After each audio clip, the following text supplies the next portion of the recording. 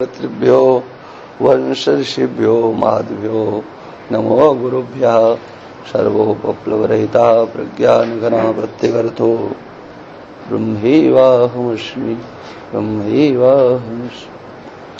श्रुतिस्मृतिपुराणानामालयं करुणालयं नमामि भगवत्पादं शङ्करं लोकशङ्करं शङ्करं शङ्कराचार्यं केशवं बादरायणं सूत्रभाष्यकृतौ वन्दे भगवन्तौ पुनः पुनः। ईश्वरो गुरुरात्मेति मूर्तिभेदविभागिने व्योमवद्व्याप्तदेहाय दक्षिणामूर्तये नमः। प्रशान्तभावं शिवमद्वितीयं प्रदायकं मुक्तिमखण्डबोधं प्रणाशकं मोहमदादिदोषां प्रणमामिदं सद्गुरुं वामदेवं। कहाँ तक हो गया था भाई? नौवां चलेगा ना? ये क्या हो गया था? अच्छा, अधूरा हुआ था। सुगति का मही तीन अंश ज्यों, अजड़ ब्रह्म में तीन अंश त्यों, उभय अंश को सत्य जान ले, कृतय त्याग दे मोक्ष तो मिले। ये बहुत अच्छे पद हैं। मैंने एक महात्मा को इनको गाते हुए सुना था। हाँ, बहुत अच्छी तरह से वो गा करके और सुनाया करते थे। जैसे कि यहाँ पर इसका अर्थ हो गया था ना, सीपी में तीन अंश हैं, सामान्य अंश, विशेष अंश और कल्पित विशेष। सामान्य का मतलब होता है कि है की प्रतीति हो, है की प्रतीति हो, लेकिन क्या है ये प्रतीत न हो, उसको कहते हैं सामान्य है। और जो सब में रहे। और विशेष वह कहलाता है जिसके ज्ञान होने पर भ्रांति की निवृत्ति हो जाती है। जैसे आपने सीपी को देखा या रस्सी को देखा तो आपको कोई भ्रांति नहीं होगी। है और रस्सी है, सीधे आपकी दृष्टि में आगे रस्सी है, तो फिर कुछ नहीं। आपका सामान्य अंश और विशेष अंश एकदम चमचमा गया। और होता यही, क्रम यही है कि पहले है और फिर क्या है, यही क्रम होता है देखने का। आप दूर से देखोगे तो पहले है दिखाई पड़ेगा, लेकिन वो इतनी जल्दी होता है कि हम समझ नहीं पाते। हम कहते हैं हमने तुमको देखा, देखा नहीं, पहले है को देखते हैं और फिर विशेष को देखते हैं। और उस विशेष का ठीक तरह से प्रत्यक्ष जब नहीं होता है तो उसमें अनेक प्रकार की भ्रांति हो सकती है। आपको उसमें संशय हो सकता है।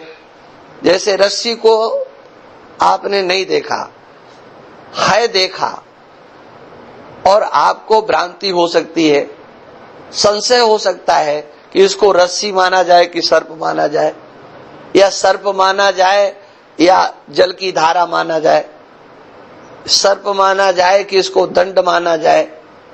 अनेक भ्रांतियों के स्वरूप हो सकते हैं। ये है कल्पित। इसको कहेंगे आपकी कल्पना से, क्योंकि कल्पना उसी को कहते हैं कि विशेष ज्ञान होने पर जब वो नहीं रहे। जब आपको रस्सी का ज्ञान हो जाएगा तो फिर जो कल्पनाएं थी, संशय माने भ्रम की भी निवृत्ति हो गई और संशय की भी निवृत्ति हो गई। कहते हैं इसी प्रकार से जो शुद्ध ब्रह्म है उसमें भी तीन अंश हैं। एक अंश क्या है? एक सामान्य है। तो ये है क्या है? ये है सर्वत्र है से रहित कोई भी वस्तु नहीं है, और है में ही नानात्व है। उस है को ही अनेक रूपों में हम देखते हैं। कुछ भी है ही अनेक रूपों में हो जाता है। एक पुरुष है पहले है, और उसके बाद में फिर उसके दसियों एक बालिका है, पहले तो है, लेकिन फिर वो कितने रूपों में हुआ कुछ नहीं, लेकिन वहां क्या है, वहां कल्पित रूप है, उसी को बोलते हैं कल्पित रूप, माने कल्पना है उसमें। इसको हम बेटी कहेंगे, इसको बहन कहेंगे, ये क्या है, न बहन का दर्शन है शरीर में, न बेटी का, ये क्या है, ये कल्पित हो गया, है ना, इसको कल्पित हो गया। इसी प्रकार से उस ब्रह्म की सत्ता सामान्य और विशेष क्या है, जो उसका विशेष स्वरूप है, सच्चिदानंद स्वरूप, ये उसका विशेष है ना। तो कहते हैं उभय अंश को सत्य जान ले, है इसको सत्य मान लो क्योंकि है हमेशा रहने वाला है, और विशेष का ज्ञान होने पर कल्पित विशेष की निवृत्ति हो जाया करती है ना। ये बात यहां पर कही गई। और कल्पित विशेष अंश को त्याग दो। तो अब ये प्रश्न होगा कि कल्पित विशेष क्या हुआ भाई, है ये नाम और रूप जो आपने कल्पना की है, किसके ऊपर, है के ऊपर, सामान्य के ऊपर जो आपने कल्पना की, और वो है कहीं नहीं, है ना, वह है ही हूं के रूप में परिवर्तित हो जाता है, और हूं फिर अनेक कल्पित रूपों में परिवर्तित हो जाता है। जो है ना वही है हो होता है, वही है हूं होता है। मतलब ये वैयाकरणी खेल है ना, इसमें जो अस्थि माने है, जो अस्थि होता है वो असि भी हो जाता है और अस्मि भी हो जाता है ना। ये असभुवि धातु के सत्ता के अर्थ में ये धातु प्रयुक्त होती है, माने सत्ता के अर्थ में सत्ता, अस्थि भी सत्ता है, असि भी सत्ता है और अस्मि भी सत्ता है, माने है भी सत्ता है, हो भी सत्ता है और हूं भी सत्ता है ना। है, हो और हूं, इसमें अंतर क्या है भाई, कोई अंतर नहीं है। जो है वही हो वही हूं, है ना।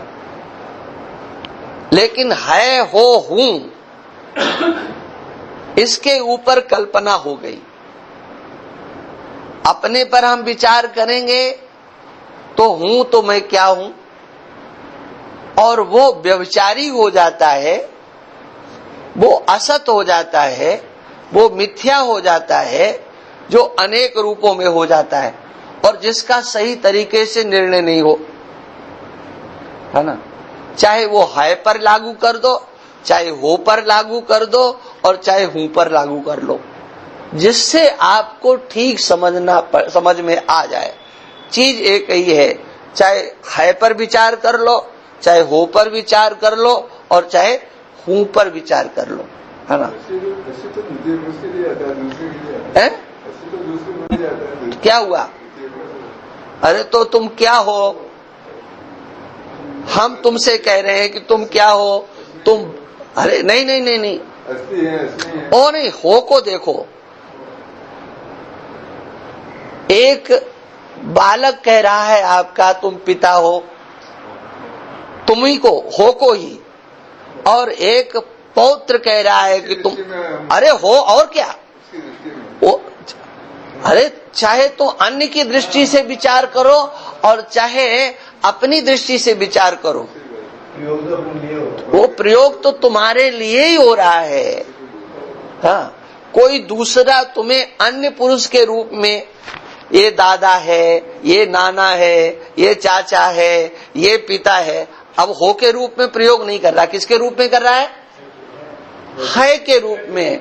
इस दुनिया को जितना भी चेतन पदार्थ दिखाई पड़ता है, जो हूं है वही हो जाता है और वही है हो जाता है ना। हूं की दृष्टि से देखो तो वहां नानात्व है, हो की दृष्टि से देखो तो नानात्व तो है, और है की दृष्टि से देखो तो हाँ, ये क्या है? ये सब कल्पना है, हाँ? इसको बोलते हैं उस है हूं में ये कल्पना, ये कल्पित विशेष अंश हो गया। इसको क्या बोलेंगे? कल्पित विशेष अंश। लेकिन कल्पित विशेष अंश या तो कल्पना किए हुए पदार्थों को सबको हटा दो विचार के द्वारा, है? ये जो है तो इसको क्या माना जाए? सत्य तो एक ही होगा, सत्य में नानात्व तो नहीं होता। चीज का पता लगेगा तो फिर नानात्व नहीं नहीं, आपको अनेक दृष्टियों से देखा जा रहा है, उसमें दृष्टि किसकी सही है? ठीक है ना? सब गलत हो गए ना, लेकिन तुम हो तो नहीं बदला ना। तो अब फिर हो पर चिंतन करो। उनकी सबकी दृष्टियां हाँ अपने अपने दृष्टि से है, और वो कहीं आपके अंदर है नहीं। आप अपने को चाचा, ताऊ, नाना इत्यादि जो देखो कहाँ शरीर में मिलेगा भाई? और वो शरीर को देख करके कह रहे हैं, और शरीर से आप पृथक हो चुके हो, ये आपने निश्चित कर लिया है। तो अब फिर हो क्या रहा? वो विशेष अंश जो है ना, उसका फिर चिंतन करना पड़ता है। हाँ, ये बात यहां पर कही गई है। भिद भ्रमादिजो पंचधा भवम त्रिविदितापता तप्त सोदवम परसु पंचधा युक्तियों करी विचार तू छेद ना डरी। यहाँ पर इस बात को कहते हैं भिद भ्रमादि। ये भेद का अर्थ है भेद, हाँ? भेद और भ्रम आदि, हाँ, जो भ्रम हो रहा है, जो 5 प्रकार की भ्रांतियां हैं, कैसी? आगे इसको ये खुद उसमें कहेंगे। वो तो खैर स्पष्ट है। भेद, संसर्ग, कर्तृत्व, प्रकृति, विश्व सत्यता, ये 5 भ्रांतियां हैं। भेद है और भेद सत्य है। पांचों में सत्यत्व बुद्धि होकर के बैठ जाना। भेद में जैसे हाथ और पैर में भेद है, ऐसे सब जगह भेद ही भेद दिखाई दे रहा है। तो बताओ ये भेद सच्चा है कि झूठा है? तो संसार के लोग तो इसको सच्चा ही कहेंगे, हैं? अब ये सच्चा मान लेना यही भ्रांति हो गई, यही अध्यास हो गया। भेद में सत्यत्व बुद्धि होना, भेद, संसर्ग माने संबंध, कर्तृत्व, कर्तापना, भोक्तापना, मैं कर्ता मैं भोक्ता है। भेद, संसर्ग, कर्तृत्व, विकृति और विकारवान अपने को समझना, और इस संसार को सत्य समझना है। ये 5 भ्रांतियां हैं। माने 5 प्रकार से ये अध्यास फैला हुआ है। ये कहते हैं भिद भ्रमादिजो पंचधा, 5 प्रकार से। और त्रिविध तापता है ना, तप्त सोदवम, इस प्रकार से ये जो त्रिविध तापता दिखाई पड़ती है, ये संसार रूपी जो वन है, यहाँ पर 3 प्रकार के तापों से ये तप्त हो रहा है। ये 3 प्रकार के ताप जो पहले आ चुके हैं, आध्यात्मिक, आदिदैविक और आदि भौतिक, इन तापों से तप्त हो रहा है। अब करना क्या है? इस जंगल को काटना है। ये जंगल है, महान, बहुत विशाल जंगल है। परशु पंचधा युक्तियों करी, माने 5 युक्ति रूपी परशु को लेकर के, कुल्हाड़ी को लेकर के तू इस जंगल को काट डाल। कर विचार, कैसे काटना है? विचार पूर्वक, और इसका छेदन कर डालो, डरो मत। हाँ, लेकिन डर लगता है, ये छेदन करने में ही डर लगता है। युक्ति भी समझ में आ जाती है, लेकिन युक्ति का प्रयोग करने में डर लगता है। यही बात यहाँ पर कहते हैं। भेद भ्रमादि जो 5 प्रकार की भ्रांतियां हैं, वही 5 प्रकार का संसार, और ये संसार रूपी वन त्रिविध तापों से पीड़ित हो रहा है। हे साधक, तू इस संसार रूपी वन को 5 प्रकार के दृष्टांतात्मक युक्ति रूपी कुल्हाड़ी द्वारा विचार करके छेदन कर दे, अर्थात बाध कर दे। छेदन का मतलब देखो, व्यवहार में तो जब छेदन किया, काटा जाता है, किसी को बर्बाद किया जाता है, तो स्पष्ट उसकी बर्बादी दिखती है? लेकिन यहाँ पर संसार का छेदन करना है, संसार को मिटाना है, वस्तु को जैसे का तैसा रखते हुए उसको बर्बाद कर देना है ना। इसलिए इसमें तुम डरो मत। नहीं जुजाहि में 3 काल में, तहाई भान होए मध्य काल में। सुगति का सुगति रौप्यवत ध्यास सो भ्रमम, अर्थ ज्ञान दो भ्रांति का क्रमम। हाँ, दो भांति का क्रमम, अर्थ ज्ञान दो भांति का क्रमम। वो निकल गया। कहते हैं नहीं जो जाहि में 3 काल में, जो संसार है जिसमें तीनों काल में नहीं है। जाहि में माने जिसमें है, किसमें तीनों काल में नहीं है? कहते वो तुम्हारे आत्म स्वरूप में, तुम आत्म स्वरूप ब्रह्म हो, तुम में ये संसार तीनों काल में नहीं है। फिर भी मध्य काल में प्रतीत हो रहा है। तो जो मध्य काल में प्रतीत होता है, हाँ, वो भ्रांति है, यही भ्रांति काल है। उस ब्रह्म में ये सत्य प्रतीत हो रहा है। जैसे सीपी में चांदी आदि की प्रतीति है, वो ब्रह्म है। वैसे ही ब्रह्म में जन्म मरण दुख रूप प्रपंच की प्रतीति ब्रह्म ही है। यह ब्रह्म अर्थाध्यास और ज्ञानाध्यास इस क्रम से 2 प्रकार का है। माने अर्थ ज्ञान 2 भांति का क्रमम। यही जो अध्यास की चर्चा पहले की थी, है ना। कौन सा अध्यास? सकल दृश्य सो अध्यास छोड़ना। ये समग्र दृश्य जो है वो अध्यास रूप है। और उसमें वो अध्यास रूप कैसा है? एक अर्थाध्यास है और दूसरा ज्ञानाध्यास है।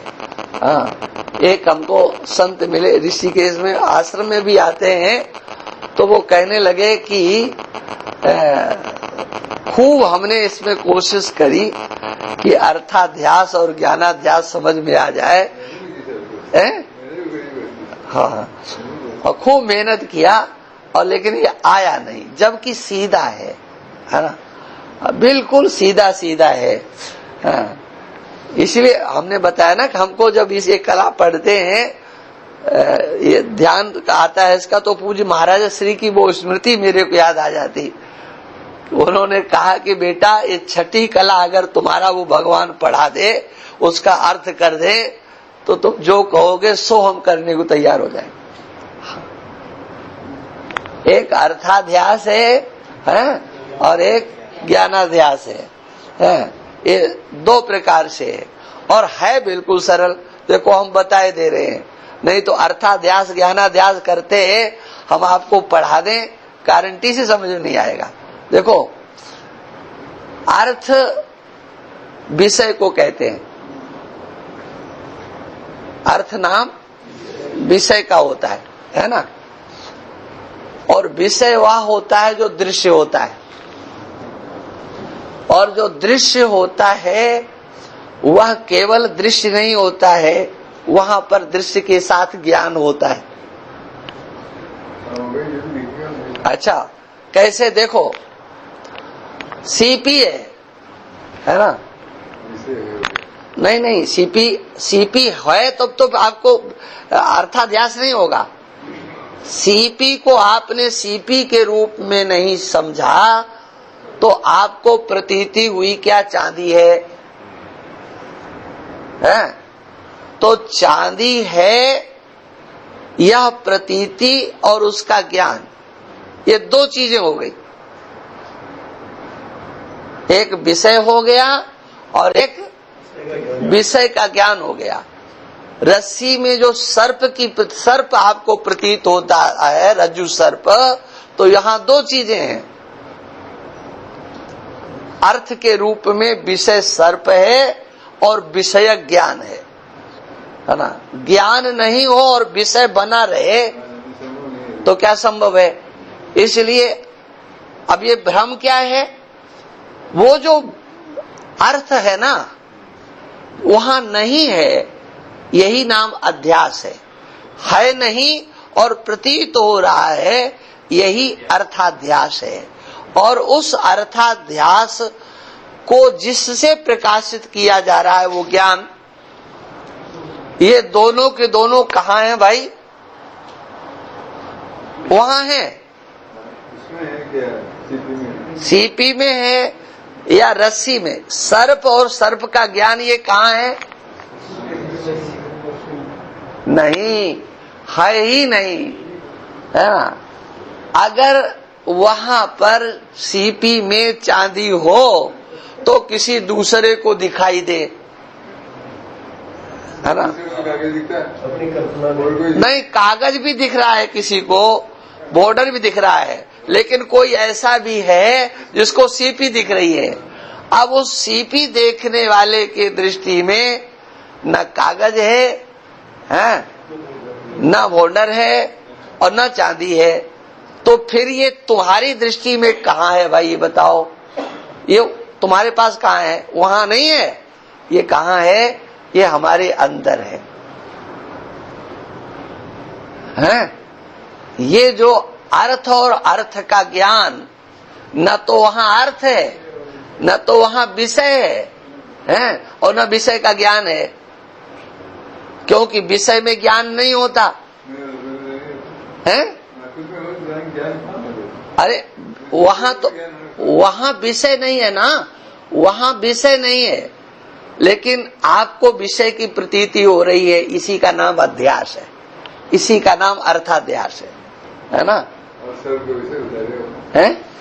विषय है, सर्प ज्ञान। हाँ, तो सर्प जो है ना, एक रस्सी है, रस्सी, लेकिन आपको रस्सी प्रतीत नहीं हो रही, ठीक है ना? आपको क्या प्रतीत हो रहा है? सर्प। तो सर्प कहाँ है? वहां है कि आपके अंदर है? वहां नहीं है, क्योंकि वहां हो तो सबको दिखना चाहिए, है ना? वहां हो तो आपको भ्रांति के बाद में उसको छू करके डंडे से पीट करके देखा तो वहां आपको फिर नहीं मिला, तो फिर कहाँ था? वो अर्थ माने वो विषय। कौन सा विषय? वो सर्प और सर्प का ज्ञान कहाँ था भाई? वो आपके अंदर था, आपके हृदय में था, है ना? अब वो जो सर्प गया, वो कहाँ से गया? वहां से गया। वो सर्प ज्ञान, वो अर्थ और अर्थ ज्ञान, उन दोनों की निवृत्ति हो गई। अब जब रस्सी का आपको ज्ञान हो गया तो उस समय क्या हुआ कि वो सर्प भी गया और सर्प का ज्ञान, दोनों ही भ्रम सिद्ध हो गए। क्या? वो जो अब उसको ऐसे समझ लो, अर्थाध्यास और ज्ञानाध्यास, माने सर्प तो हो गया अर्थ और सर्प का ज्ञान, है ना? ये ज्ञानाध्यास। अर्थाध्यास माने सर्प है, ये बुद्धि, है ना? और ये बुद्धि का निश्चय होना, ये ज्ञान, ये दोनों आपके अंतःकरण में ही थे, बाहर नहीं थे। ठीक है ना? वो समाप्त तो गया साहब, हमारे ऊपर क्या है, आत्मा के ऊपर क्या है, उससे क्या कहा? तो ये हमारे क्या सोचना है? आपको यही तो देखना है, आपको यही देखना है कि अभी तक जो भी आप पढ़ करके आए हो वो सबका सब दृश्य था, सबका सब दृश्य था ना। तो दृश्य था वो दृष्टा से पृथक था, है ना, ये निश्चय हो गया। लेकिन वही जो दृश्य है ना, वह दृश्य दृष्टा के रूप में हो गया। ये अर्थाध्यास। दृश्य क्या है?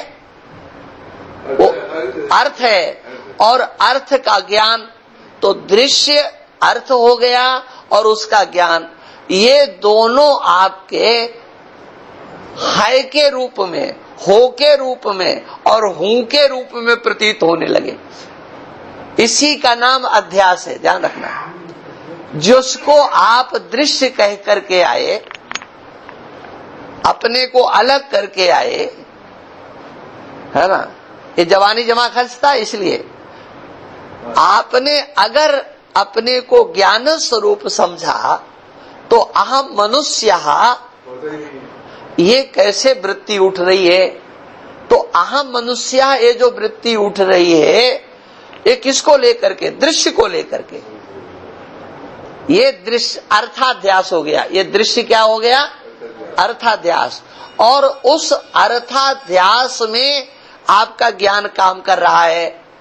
अहम, ये अर्थ हो गया, हाँ, और मैं ऐसा हूं, हाँ, उसका अध्यास ये ज्ञान हो गया। मैं मनुष्य हूं, है ना, इसमें ज्ञान है कि नहीं? तो मैं मनुष्य माने क्या? मैं मनुष्य माने एक कल्पित वस्तु, ये पांच भौतिक शरीर जिसमें कि समग्र सृष्टि आ गई। आपकी जागृत अवस्था, स्वप्नावस्था, सुसुप्ति अवस्था, ये आपके जीवन में आ रही है, मनुष्य बनकर के ही तो आ रही है ना। मैं सोया, मैं जग रहा हूं, मैं गहरी नींद में, तो मैं माने क्या? ये 3.5 हाथ का पुतला, है ना। ये जो अर्थ है, ये जो विषय है, विषय माने, विषय को पहले समझ लो अच्छी तरह से। विषय माने क्या? दृश्य।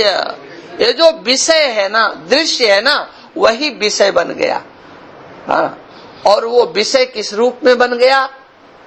जो दृश्य के रूप में था, है ना, वो दृश्य नहीं रहा। ये अर्थाध्यास है, इसी को विषयाध्यास बोलते हैं। इसका और विवेचन आगे आने वाला है। मूल बात क्या है? अर्थाध्यास माने जिसको तुमने दृश्य समझा, एक एक को अलग अलग करके दृश्य समझा। मैंने पहले तीनों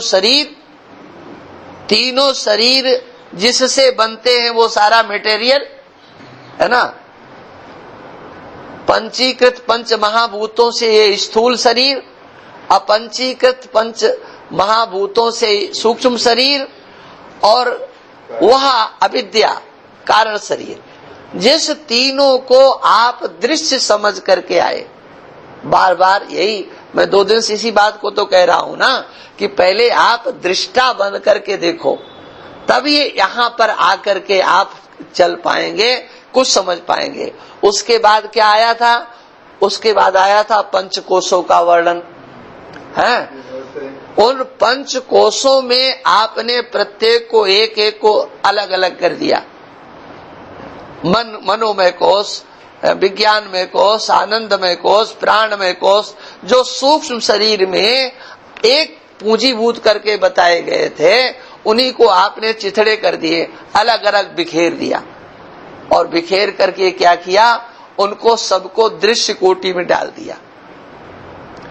माने मनोमय कोश दृश्य है, विज्ञानमय कोश दृश्य है, आप दृष्टा हो, हैं? और उसके बाद तीनों अवस्थाएं, तो स्थूल शरीर, सूक्ष्म शरीर और कारण शरीर के द्वारा आने वाली अवस्थाओं में जो व्यवहार है उसके आप दृष्टा बन गए। ठीक है, वो सब दृश्य हो गया। अब ये कह रहे कि ये तुम्हारा पक्का हो जाए, इसको दृश्य रहने दो। इसलिए प्रथम जो इसका छठी कला का प्रथम पद है वो क्या कहता है? सकल दृश्य सो अध्यास छोड़ना। हाँ, ये तीनों के तीनों जो वर्णन किए गए हैं उनको सबको सकल दृश्य से, यद्यपि ये अर्थ वहां नहीं दिया गया है लेकिन अर्थ वही है जो मैं कह रहा हूं। सकल दृश्य माने जो तुमको, ये तुम्हें समझाने के लिए कहा जा रहा है ना। ये पुस्तक तो तुम पदार्थ का शोधन करने के लिए है ना। तो सकल दृश्य क्या होगा? वो तीनों शरीर, पांचों कोष और तीनों अवस्था, इसको ही दृश्य कह करके आए हैं। ये सब का सब दृश्य है, लेकिन गलती क्या हुई? इस दृश्य को ही तुमने अपना स्वरूप समझ लिया है। इसी का नाम अध्यास है। और वही अध्यास दो रूपों में विभक्त हो जाता है, एक अर्थाध्यास और एक ज्ञानाध्यास, है ना। आया समझ में कि नहीं भाई? है की जगह तो हो गया ब्रह्म, और ब्रह्म को तो छोड़ दो थोड़ी देर के लिए। है एक मैं हूं, मैं से चलो, है ना। मैं आपको मनुष्य समझा है, ये अर्थ हो गया। ये मुझे नहीं, मनुष्य नहीं, ये मनुष्य तो बाद में आएगा। अभी तक मनुष्य की चर्चा नहीं आई है, ये भी देख लेना। नहीं, अभी तक मनुष्य का शब्द नहीं आया इस पुस्तक में अभी, ये ध्यान रखना। अभी मनुष्य शब्द इस पुस्तक में एक बार भी शायद कहीं गलती से आ गया हो। हाँ, मनुष्य शब्द किसी पद में आया? दृश्य और दृष्टा। बस आप क्या हो गए हो पहले ये देखो। आप दृष्टा थे, आप दृष्टा थे, वहां आप जो दृष्टा हैं वो दृश्य के रूप में हो गए, है ना। अब देखो, अब तुमको सीपी से ही अगर समझना है, नहीं, ये ज्ञानाध्यास, इसी को ज्ञानाध्यास बोलते हैं। देखो सीपी है, सीपी में ढूंढने चलो तो तीनों के तीनों कुछ भी नहीं है, ठीक है। ऐसे ही आप अपने में देखो तो क्या है भाई? अरे कुछ नहीं है ना, लेकिन किस में नहीं है? आपके अहम में नहीं है, आपके मैं में नहीं है, क्योंकि आपका मैं दृष्टा है। और आपके दृष्टा से पृथक जो भी है वो सब दृश्य है और वही अर्थ है। लेकिन वो अर्थ ही जो दृश्य है, जो विषय है, वही आपका मैं बन जाता है, वही मैं बन जाता है ना। अभी देखो, अभी बता दूं, अभी इसमें और विषय आने वाला है, अभी इसमें विषय और आएगा। देखो उस अर्थाध्यास को के भी अभी विभाग किए जाएंगे। अभी अर्थाध्यास का विभाग होगा, ज्ञानाध्यास का विभाग होगा। अर्थाध्यास कितने रूपों में विभक्त होगा, है ना। अरे हम तो आपको बहुत धीमी गति से लेकर के चल रहे हैं, है ना। ये यही अर्थाध्यास की कहानी यही समाप्त नहीं होती। इसको हमने पढ़ दिया था क्या? हाँ, जैसे सीपी में चांदी आदि की जो प्रतीति है सो ब्रह्म है। वैसे ही ब्रह्म में, यहाँ ब्रह्म के स्थान पर अपने को लेकर के आइए, क्योंकि ब्रह्म को भ्रांति नहीं होती है कि मेरा जन्म है मरण है। ऐसे ही मेरे अंदर आत्मा में, अपने अंदर जन्म मरण दुख रूप प्रपंच की जो प्रतीति हो रही है ये भ्रम है। यह भ्रम अर्थाध्यास और ज्ञानाध्यास इस क्रम से 2 प्रकार का है। ठीक है ना, यहाँ तक हो गए थे। हाँ।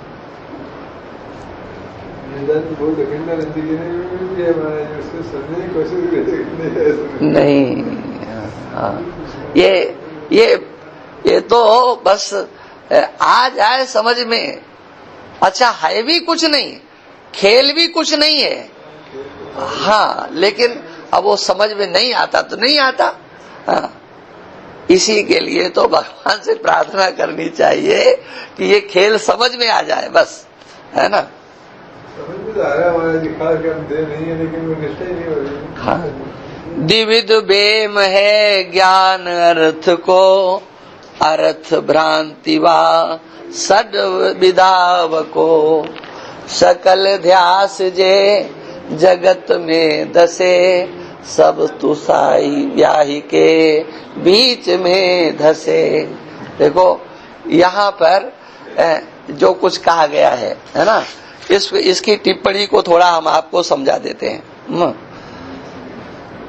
2 प्रकार के बेम माने भ्रम, धर्म माने अध्यास। हाँ, तो वो अर्थाध्यास और ज्ञानाध्यास है।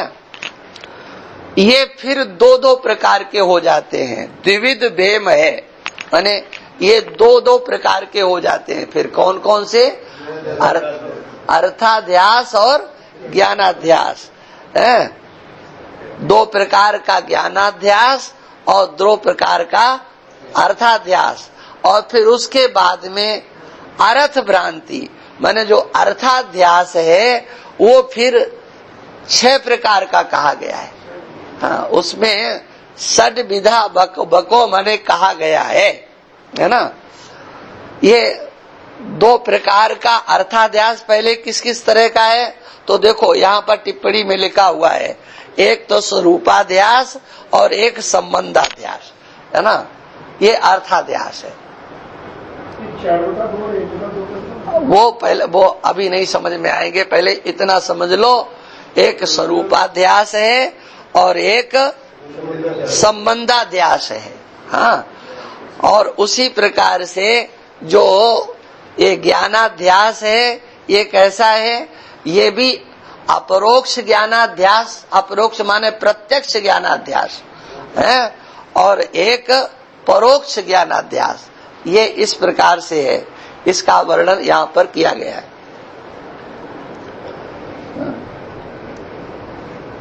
टिप्पणी को चलो इस टिप्पणी को थोड़ा बता देते हैं तो आपके लिए सरल हो जाएगा। देखो, कल्पित रजस स्वरूप से व्यवहारिक सीपी में अध्यस्त है।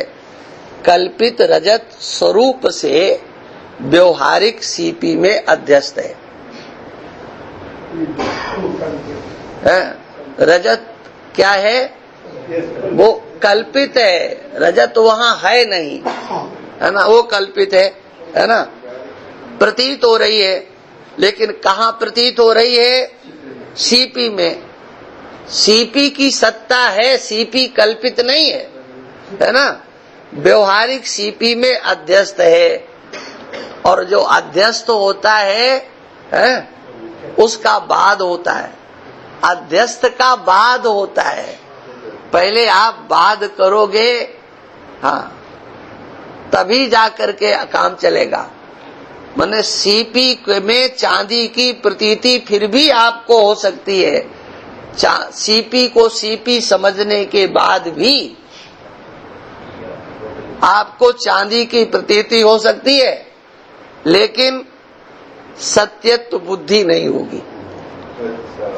समझे? एक बार देख लिया तो आपने सीपी को व्यवहारिक सीपी का ज्ञान हो गया, तो व्यवहारिक सीपी में जो कल्पित रजत है, हाँ, वो मिथ्या सिद्ध हो जाएगी।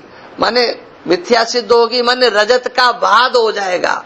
बाद हो गया माने उसका नाश हो गया। कि क्या नाश हुआ? यहाँ पर चांदी नहीं है। प्रतीति हो और एक निश्चय हो जाए कि यहाँ चांदी नहीं है, तो ये चांदी का बाद कह दो, चांदी का नाश कह दो, ये दोनों एक ही हैं। यह क्या है? इसको कहेंगे स्वरूपाध्यास। क्या इसको क्या कहेंगे? ये अर्थाध्यास को दो प्रकार से कहा गया था ना, एक स्वरूपाध्यास और एक संबंधाध्यास। तो सीपी में चांदी का जो दर्शन है, ये है स्वरूपाध्यास, है ना। और व्यवहारिक सीपी का संबंध कल्पित रजत में अध्यस्त है। व्यवहारिक सीपी है, अगर सीपी नहीं हो तो रजत का दर्शन कैसे? तो उस रजत का जो ज्ञान हो रहा है वो किस आधार पर? संबंध से। लेकिन संबंध कैसा है? संबंध कल्पित है, आपके द्वारा ही कल्पित है। आपने सीपी को सीपी नहीं समझा, तो सीपी का संबंध, व्यवहारिक सीपी का संबंध कल्पित है। और जो कल्पित होता है वो मिथ्या होता है, उसका बाद हो जाता है ना। तो रजत में अध्यस्त है, यह संबंधाध्यास है। अब चलो, व्यवहारिक जगत स्वरूप से पारमार्थिक ब्रह्म में अध्यस्त है, ठीक है ना। यह स्वरूपाध्यास है। पारमार्थिक ब्रह्म का संबंध व्यवहारिक जगत में अध्यस्त है, यह संबंधाध्यास है। इस प्रकार का एक ही अध्यास दो प्रकार का हो गया। समझ गए कि नहीं? हाँ, ये स्वरूपाध्यास हो गया है।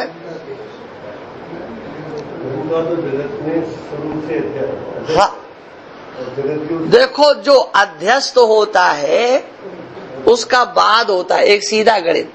जो अध्यस्त होता है उसका बाद होता है।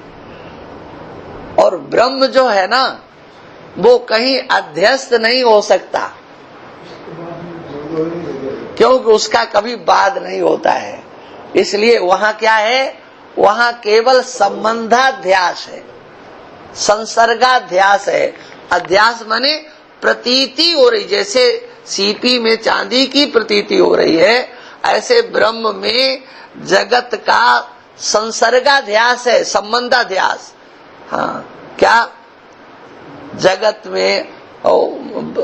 में परमात्मा है, जगत में परमात्मा है, परमात्मा में जगत है, परमात्मा में जगत है। तो ढूंढने चलोगे तो कहाँ मिलेगा? आप देखो, अब इसी बात को और जरा अच्छी तरह से समझ लो। हमको स्वरूप का अध्यास हुआ, ये अर्थाध्यास की चर्चा है ना, इसी अर्थाध्यास को फिर 6 भागों में विभक्त करते हैं। यद्यपि ये उस विषय को पुनः बताएंगे, आगे बताएंगे, लेकिन आप लोगों के मन में आएगा कि इसको हम अपने से कैसे ले जाएं। तो देखो, फिर वहीं लौट करके चलना है। ये जो शरीर है ना, ये शरीर दृश्य है, ये अर्थ है, ये दृश्य है, ये विषय है, ठीक है ना। ये हमारे में अध्यस्त है, हमारे मैं में अध्यस्त है? इसका स्वरूपाध्यास हो गया है।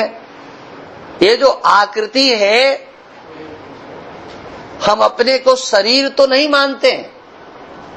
एक दिन मैंने कहा था ना, शरीर तो नहीं मानते आप, कभी नहीं कहते अहम शरीर, ऐसा नहीं कहते। लेकिन शरीर की आकृति का अध्यास आपको है कि नहीं है? इसी को कहते हैं स्वरूपाध्यास। यहीं आकर के चक्कर पड़ता है। ये स्वरूपाध्यास, वो जो स्वामी महात्मा कहते थे, बोले हमने खूब समझने की कोशिश की, लेकिन हमारे ये अर्थाध्यास ये समझ में नहीं आया, क्योंकि अर्थाध्यास को पहले स्वरूपाध्यास में परिवर्तित किया जाए, स्वरूपाध्यास को समझा जाए कि स्वरूपाध्यास क्या है। हमको स्वरूप का अध्यास है कि नहीं है? क्या है? क्या स्वरूपाध्यास है बताओ? स्वरूपाध्यास नहीं, मैं की बात नहीं करो। ये जो आकृति है, इस आकृति का अभिमान है कि नहीं? देखो, शरीर हूं ऐसा नहीं कहते हो, लेकिन गहराई से स्वरूपाध्यास बैठा हुआ है। और है ये जो स्वरूपाध्यास क्या है? ये अर्थाध्यास है, यही विषयाध्यास है। ये क्या है? ये जो दृश्य है, ये दृश्य विषय है, ये अर्थ है, ये आकृतिमान है ना? जो दृश्य था, वो दृश्य नहीं रहा। ठीक है कि नहीं? हाँ, चलो भाई, अब इसको इतना ही रखो, विषय कठिन है। ओम पूर्णमुदा पूर्णमिदं पूर्णात् पूर्णमुदच्यते पूर्णस्य पूर्णमादाय पूर्णमेवावशिष्यते। ओम शांति शांति शांति। श्रुति स्मृति पुराणानामालयं करुणालयं नमामि भगवत्पादं शंकरं शंकराचार्यं केशवं वादरायणं श्रोत्रभाष्यकृतौ वन्दे भगवन्तौ पुनः पुनः। ईश्वरो गुरुरात्मेति मूर्तिभेद विभागिने व्योमवद्व्याप्तदेहाय दक्षिणामूर्तये नमः। ओम शांति शांति शांति।